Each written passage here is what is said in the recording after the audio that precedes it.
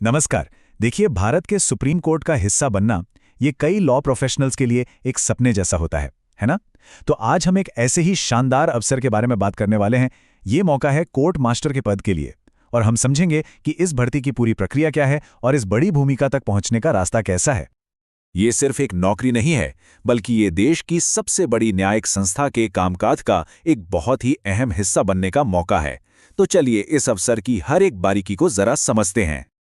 किसी भी अवसर को समझने के लिए सबसे पहले तो ये जानना जरूरी है कि भाई भूमिका असल में है क्या और कितने पद खाली हैं। तो चलिए इसी जानकारी से शुरुआत करते हैं। तो कुल मिलाकर 30 पदों के लिए ये भर्ती निकाली गई है। लेकिन यहाँ एक बात पर गौर करना बहुत जरूरी है, वो है शॉर्टहैंड में विशेषज्ञता। इससे साफ पता चलता है कि ये भूमिका सिर्फ एडमिनिस्ट्रेटिव नहीं है, बल्कि इसमें कोर्ट की तेज रफ्तार कार्यवाही के साथ सटीक डॉक्यूमेंटेशन का हुनर भी चाहिए। मौका तो काफी आकर्षक है, पर क्या हर कोई इसके लिए अप्लाई कर सकता है? अब आते हैं सबसे जरूरी हिस्से पर, पात्रता की शर्तें। ये वो पैमाने हैं जो तय करेंगे कि कौन इस दौड़ में शामिल हो सकता है। सुप्रीम कोर्ट ने एक कैंडिडेट की काबिलियत को 4 मेन पिलर्स पर परखा है: उनकी पढ़ाई लिखाई, उनकी टेक्निकल स्किल्स, उनका प्रोफेशनल एक्सपीरियंस और उनकी उम्र। ये चारों चीजें मिलकर एक परफेक्ट कैंडिडेट की तस्वीर बनाती हैं। देखिए, इस पद की नींव ही कानून की समझ पर रखी गई है। इसलिए किसी भी मान्यता प्राप्त यूनिवर्सिटी से लॉ में डिग्री यानी LLB होना तो बिल्कुल जरूरी है। आखिरकार ये भूमिका देश की सबसे बड़ी कानूनी संस्था में जो है। पढ़ाई के बाद बात आती है टेक्निकल स्किल्स की, और यहाँ स्टैंडर्ड काफी ऊंचा है। इंग्लिश शॉर्टहैंड में 120 वर्ड्स पर मिनट और कंप्यूटर टाइपिंग में 40 वर्ड्स पर मिनट की स्पीड चाहिए। ये स्पीड इसलिए जरूरी है ताकि कोर्ट की कार्रवाई के दौरान हर एक शब्द को एकदम सटीक तरीके से पकड़ा जा सके। और ये नंबर 5, ये है एक्सपीरियंस की कसौटी। इस भूमिका के लिए कम से कम 5 साल का काम का अनुभव मांगा गया है। इससे ये पक्का हो जाता है कि जो भी कैंडिडेट आएं वो सिस्टम की समझ के साथ आएं। और हाँ, ये एक्सपीरियंस कहीं का भी नहीं चलेगा। ये किसी सरकारी विभाग, PSU यानी पब्लिक सेक्टर अंडरटेकिंग, या किसी वैधानिक निकाय में प्राइवेट सेक्रेटरी या स्टेनोग्राफर जैसी भूमिकाओं का होना चाहिए। इससे ये तय होता है कि उम्मीदवार सरकारी कामकाज के तरीकों से पहले से ही वाकिफ हैं। आखिर में आती है उम्र की सीमा। 1 जुलाई 2025 तक उम्मीदवार की उम्र 30 से 45 साल के बीच होनी चाहिए।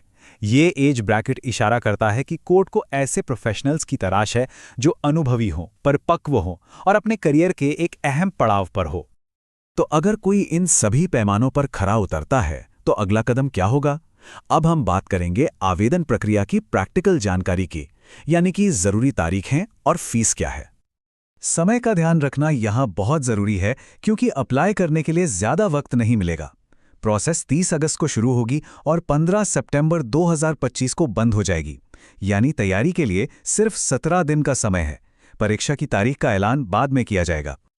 आवेदन के साथ साथ फीस भी जमा करनी होगी। जनरल, OBC और EWS कैटेगरी के लिए ये 1550 रुपये है, जबकि SC, ST और दिव्यांग उम्मीदवारों के लिए इसे 750 रुपये रखा गया है। फीस जमा करना काफी आसान बनाया गया है। Debit card, credit card, net banking और मोबाइल वॉलेट जैसे जितने भी बड़े ऑनलाइन तरीके हैं, उनसे पेमेंट किया जा सकता है। देखिए, अप्लाई करना तो बस पहला कदम है। असली चुनौती तो अब शुरू होती है। 5 चरणीय चयन प्रक्रिया। यही वो रास्ता है जिस पर चलकर कोई नियुक्ति तक पहुंच सकता है। ये जो पूरी प्रक्रिया है ना, ये कैंडिडेट को पूरी तरह से परखने के लिए बनाई गई है। शुरुआत होती है शॉर्टहैंड और टाइपिंग जैसे टेक्निकल स्किल टेस्ट से। इसके बाद रिटन टेस्ट में नॉलेज परखी जाती है। जो इन सब में कामयाब होते हैं वो इंटरव्यू तक पहुंचते हैं। और हाँ, आखिर में लॉ की डिग्री को भी वेटेज दिया जाता है। मतलब हर एक स्टेप एक फिल्टर की तरह काम करता है। तो सारी तैयारी और जानकारी के बाद अब बात करते हैं आखिरी स्टेप की, ऑनलाइन अप्लाई कैसे करना है। ये पक्का करना बहुत जरूरी है कि सारी मेहनत सही तरीके से सबमिट हो। तो सारी जानकारी अब हमारे सामने है।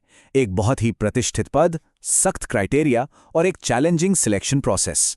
अब सवाल ये उठता है कि क्या ये अवसर किसी के करियर का अगला अध्याय हो सकता है? क्या ये कानूनी ज्ञान, प्रशासनिक कौशल और सटीकता का वो सही मिश्रण है जिसकी किसी को तलाश है?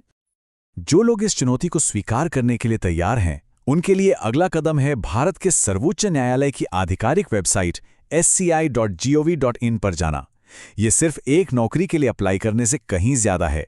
ये न्याय के सबसे ऊंचे मंदिर में सेवा करने का एक मौका है। सवाल बस इतना है कि क्या आप तैयार हैं?